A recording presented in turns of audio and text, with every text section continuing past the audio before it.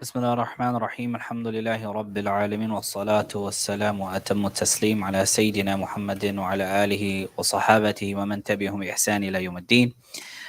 So what we're going to do now, just to kind of switch it up, sometimes it's good to switch up the class, just very, very quick, because sometimes Seerah, you got to sit down, sometimes it's hard to get engaged, right? It's hard to pay attention sometimes. So what we're going to do, talk about some ahkam al-siyam, inshallah ta'ala, okay? It will be very, very short, inshallah ta'ala. So we're going to talk about ahliyatut taklif, al-aqlu wal-bulugh. So I'm going to explain. So that talks about the eligibility of the people who are required to fast. Okay, so we have a lot of young people, mashallah ta'ala, who is required to fast in Islam. So we're going to mention from one of the books, from one of the shuyukh. He starts off by mentioning a hadith from Ali an Ali ibn Abi Talib. قال قال رسول الله صلى الله عليه وسلم وأن رسول الله صلى الله عليه وسلم. He says رفع القلم عن ثلاثة عن النائم حتى يستيقظ وعن الصبي حتى يبلغ أو حتى يشب وعن المعتوه حتى يعقل. So this hadith, if we were to translate it from the authority of Ali ibn Abi Talib radiallahu ta'ala anhu, he says that the Prophet sallallahu alaihi wasallam, he mentioned that three people, the pen is lifted on three people. What are the three people, or the three categories of people? Anin naimi hatta yastayqiza, the sleeping person until he wakes up. So when we say the pen, we're going to explain what that means. And then he says وعن الصبي حتى يبلغ. Okay, so the sleeping person until he wakes up, the young child until he reaches the age of puberty, وعن المعتوه حتى يعقل, and the person who doesn't have any intellect, or the ahmaq, or the majnoon, until he has his aql comes back. So he mentions how many types of people? He mentions three types of people. What are we talking about? Who's required to fast? Okay, so sometimes your parents may say, "Oh, you're 3 years old, you have to fast." Right? So now we're going to get down to the bottom of this. Who has to fast? Okay?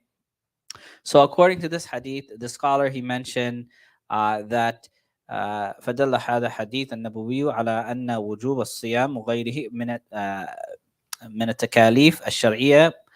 So he basically says that this hadith discusses the fact that two things must be present, or two conditions of the people who are fasting, who do salah, who do hajj, and so on and so forth.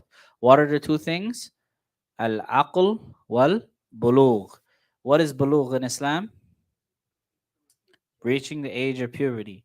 So he says that this is the jamhur, this is the majority of the scholars, what they say, that you must have these two things. What is aql? Huh? A brain? You sure a lot of people have brains? A baby has a brain, but do they have aql? Huh? Knowledge? Intellect. Afala ta'qilun. Do you not think like intellect? So a person who has intellect, right? So we have al bulugh wal aql. Everybody with me? Right? So who are the people that have to fast?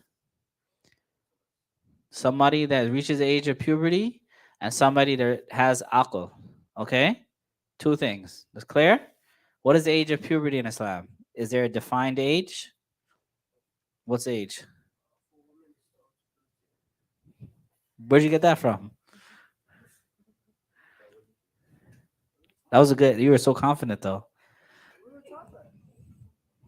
12 to 13. So there's an age for women. Can a girl reach the age of puberty at younger than that?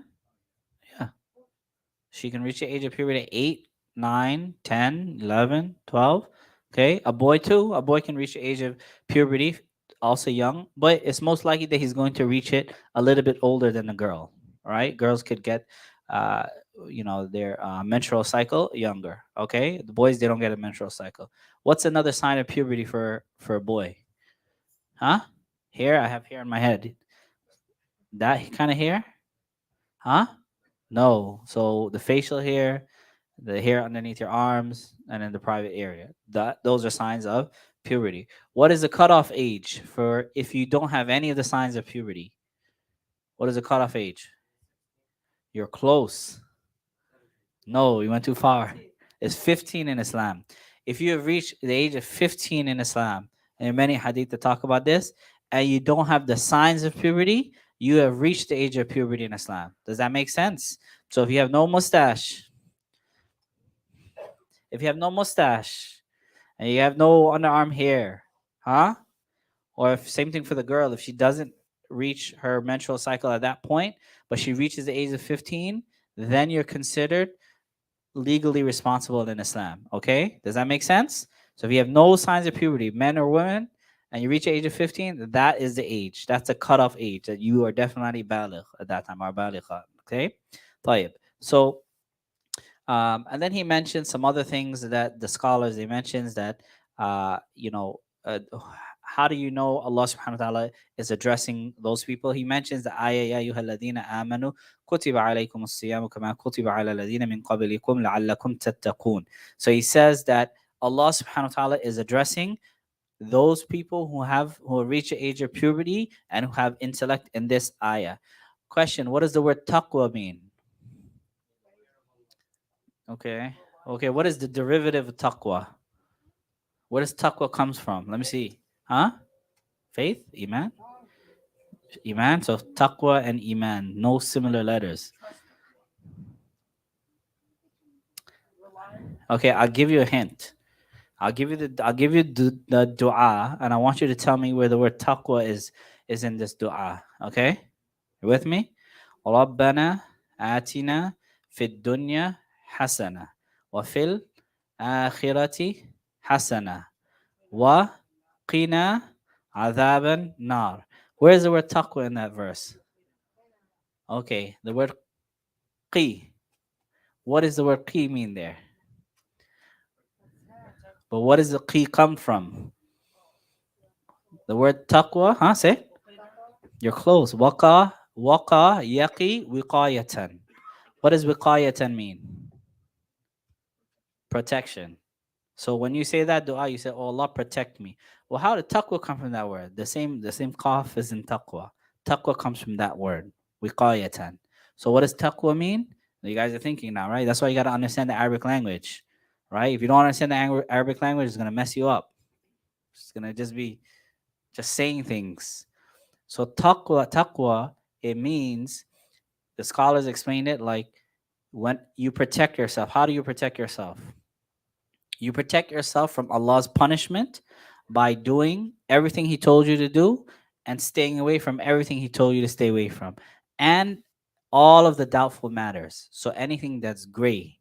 See, Ehab's hat is gray, Arham's style was gray. All the doubtful matters in Islam. The Prophet says, we have doubtful matters all over us, all around us. If you see it's doubtful, like your heart is kind of shaking, I don't know if I should do it. I don't know if I should go there. I don't know if I should play this. I should not. Hmm. Don't stay in those things because it's going to lead you to haram. So, so taqwa comes from the word wiqayatan, and it means to protect. How do you protect yourself? By staying away from the unlawful, doing the lawful, and staying away from the doubtful matters. That's how you truly attain taqwa. You get it? Tayyib. Okay. So he says Allah subhanahu wa ta'ala also mentions the man or the male and the female. He is addressing the male and the female in that ayah. So some people may say, Ya ayyuhalladhina amanu, right? Kutiba alaykum, right? But he didn't say kutiba alaykunna or hunna. Is it the male and the female being addressed there? Kum, yeah, okay. Antum. So the Arabic language, if there's 1,000 women here, right, in this audience, and there's only one man, you can't use the female plural in the Arabic language. You have to use antum. So I'm gonna say that again. If there's 1,000 women in this audience and there's one man, I can't say antunna. I have to say antum. Get it? Because that's how the Arabic language is. The male pronoun will take precedence, but it includes a feminine pronoun inside. Okay. So sometimes some people may say, "Oh, well, the Quran is only speaking to men," and that's not the case. And then we'll mention one other hadith, inshallah ta'ala. Um, uh, because I don't want to go over too much time, inshallah ta'ala. As far as the class, we started the class at 7. So we didn't start it after Maghrib. We started after at 7 until Maghrib. So if you come, inshallah ta'ala, you can try to come at 7. As for Ramadan, we're still debating whether or not we should do it after Maghrib or before Maghrib, but I think maybe before Maghrib, about half an hour or so. You're going to be tired and hungry? Arham? Huh? After Maghrib? Okay, we'll see, inshallah ta'ala. Okay, so the Sheikh, he mentions that this is the majority position of the fuqaha, that bulugh and aql must be present in order for someone to fast. Okay, so the next point is, what about people who don't have that? At what age do they have to fast? Okay, so and he goes on, he brings a bunch of hadith, and he says, Imam Bukhari, he narrates hadith.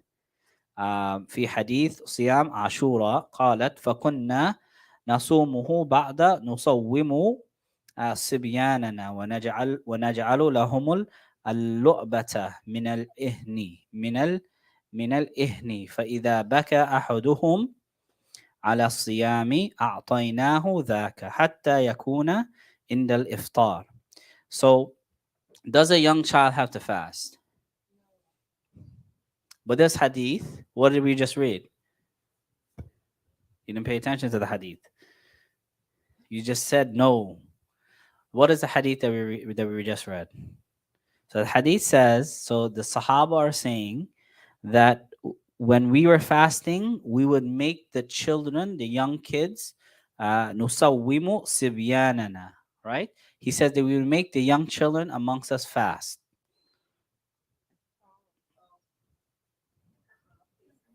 Okay. And then he said they would give them a little toy to keep them distracted, because they would be kind of, the kids, are they hungry? We get cranky when they're hungry. Oh, hungry, mom. Need some mac and cheese. Some curry, huh? Some khubz, right?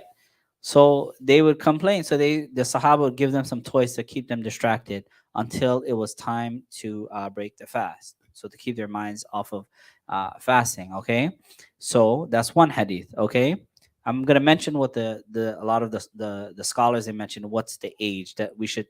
What if they're fasting at 6 or 7? Okay. Um, but anyways, we'll just go into that, inshallah ta'ala, just to save time. Uh, so from the kalam of the scholars, they said that it is istahab or mustahab, from the consensus of the Salaf, and from them Ibn Sirin was Zuhri, أن الصغار يؤمرون بصيام رمضان للتمرين عليه إذا أطاقوه وبه قال جمهور الفقهاء وبه قال الشافعي وأحمد. So he said, so basically they have the position that we should command the children, right? So commanding the children to fast in the month of Ramadan is what? What ruling? He says, mustahab. What is mustahab? Yeah, highly recommended, right? Right? If they do it, they get a reward for doing it, and if they leave it off, there's no sin on them. So he says that this is the well-known position. But he says, he brings from Wahadda Ashab al-Shafi'i, he says a group of the Shafi'i scholars, they say that the child should be commanded to fast at what age? At age 7. So a group of Shafi'i scholars, they say 7. So the first one said we should command our children to fast, right? It's mustahab, right? And that's the position of Ahmed and Shafi'i and from many of the Salaf. A group of Shafi'i scholars say at what age?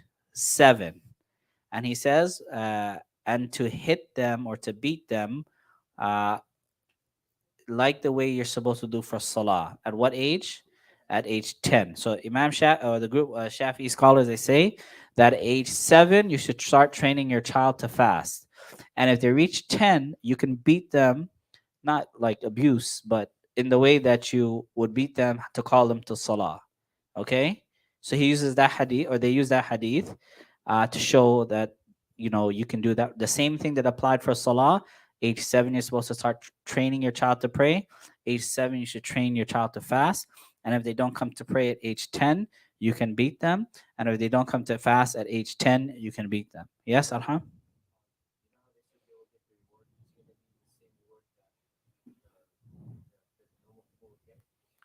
Who? The child? Allah subhanahu wa ta'ala knows best. Allah subhanahu wa ta'ala knows best. Okay, so that is the qawl of a group of Shafi'i scholars. Then another scholar, he says, he mentions that the age that we can command our children to fast is age 12. He says age 12. Okay, this is Ishaq ibn Rahawiyah, right?